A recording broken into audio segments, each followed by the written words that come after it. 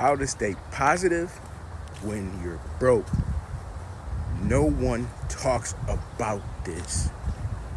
Hi, my name is Kaleef Williams, and I'm a married girl dad of 3 beautiful daughters. When you're broke, it's easy to feel like your situation defines you. You start believing that being stuck is your identity, but it's not. The truth is, your mind is your most valuable currency, because when you guard your peace, you guard your power. You can't build wealth. How to stay positive when you're broke. No one talks about this. Hi, my name is Kaleef Williams. I am a full-time banker and girl dad of 3 beautiful daughters. When you're broke, it's easy to feel like your situation defines you.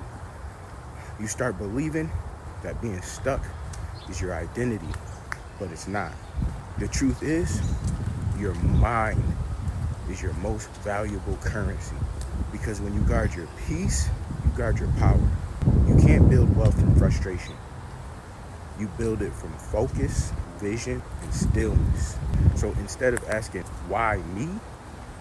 Ask, what can I learn from this season that prepares me for my next? That shift in thought is what separates people who stay stuck from those who rise.